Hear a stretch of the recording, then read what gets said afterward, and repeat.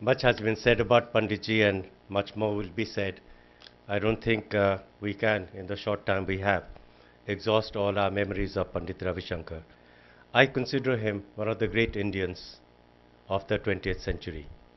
Now, there will be many great Indians, but there will be few who would have international recognition, few who would be associated with Indian values. So, if I say this, I don't think I'm exaggerating, that only a handful of people actually made India known and made India proud in the 20th century. Let's start with Gandhiji, who gave us freedom and provided moral and spiritual guidance for the world. Let's talk of Nehru, who built a new nation and gave it stability with its domestic policy of socialism and non-alignment abroad. Let's talk about Tagore, who symbolized the ageless wisdom of India and made India known. So, what was Ravi Shankar's contribution when you consider all these great people who were there before him? I think we have to see what he did for India and then look at what he did for the world. I firmly believe that Pandit Ravi Shankar used Indian classical music as a great national unifier. Now, as in everything else, we sometimes have a lot of parochialism amongst ourselves. And the world of music was no different. The world of music, in fact, had a pretty rigid caste system. When Pandit Ravi Shankar came on the scene, there was, for the elite, there was classical music. For the Aam Aadmi, there was folk music. There was regional music, there was filmy music, there was folk music and all that. What Panditji did was to desegregate music and made music into one. There is no such thing as a partition within music. Music is a totality and has to be seen as such. So, I think just as Gandhiji promoted the idea of Sarva Dharma Samabhava, Pandit Ravi Shankar promoted the idea of Sarva Sangita Samabhava. Everything is part of the same music. There is no northern music called Hindustani, there is no southern music called Carnatic. Because Panditji freely played southern ragas like Hamsadvani. And today you will not be able to question whether it's a Carnatic raga or a Hindustani raga. Now, for the world, he offered classical music as a form that could be understood and appreciated at the popular level. And this is difficult to understand. Classical music requires some training, some appreciation of the fundamentals of classical music. But he presented it in such a form and he interpreted it in such a manner that everybody could understand and enjoy it.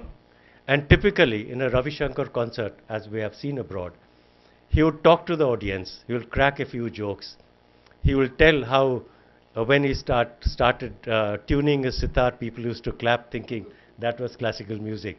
So he said all that, but he explained what it was and then took the audience with him. And the audience enjoyed it. And that's how he could communicate. So basically I think Panditji was a great man at breaking barriers, of creating an environment in which everybody felt comfortable.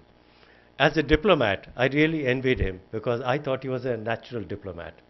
The ease with which he could communicate at any level, whether it was a head of state or it was the doorman, he was equally at home. And there was no change of persona of Ravi Shankar on the stage and Ravi Shankar off the stage. And what remains embedded in my mind is his great charm.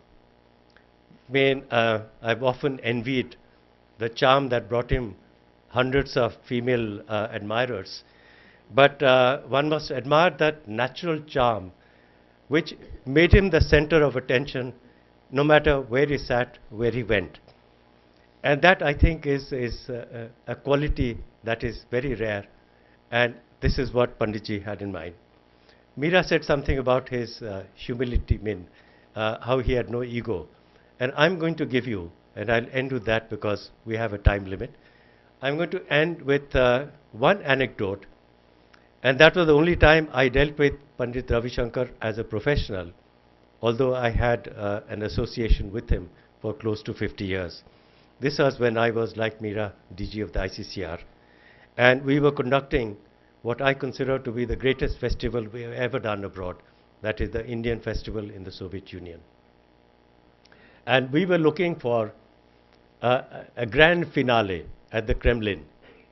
It was a tough decision as to what kind of program and how to do it. So the decision was that the theme of the closing ceremony will be communion, of unity, of convergence.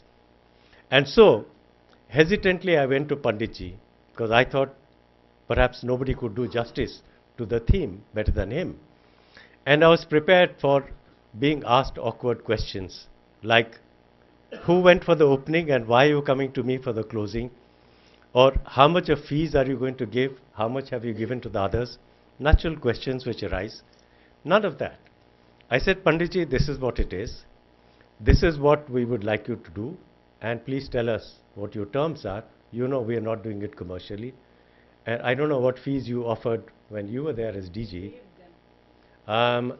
We were offering the princely sum of 5,000 rupees for a performance. Okay. And from Subha Lakshmi to everybody when Maharaji is here, he also went on the same terms. Now, the amazing thing is, Pandit Ravi Shankar did not raise a single question. Why are you asking me who was sent there before? Nothing. He said, okay, these are my terms. I need 2 first-class tickets, one for myself and one for my sitar. That was basic. And then I will take my group. I'm sure you'll look after them. I'm sure you'll provide us with facilities for practice and so on. And that's how it was. He went to Moscow with his group of musicians, and this is what he did. What he did was brilliant, absolutely brilliant. He contacted the traditional instruments orchestra of the Soviet Union, got them together, saw their quaint-looking instruments, and then the program was like this. He started with the Shantri Mantra. Then he asked the Russians to play their music, completely theirs. Then he asked his group to play Indian classical music, pure Indian classical. Then he had composed this music for both the groups to play together. And that was how he blended. It was like, the waters of the Ganga and the waters of the Volga sort of coming together in Sangam. It was a beautiful composition. And I have a large collection of Pandit Ravi Shankar's music, but this is what I brought to show you, the souvenir of those days, a unique piece of composition that he did without any hesitation. It's a masterpiece of creativity. So, Pandit Ravi Shankar lives on. Such a man will never die. And he made India proud. He made the world proud that there was somebody who could reach out to the farthest corners of the world and bring them together. Thank you.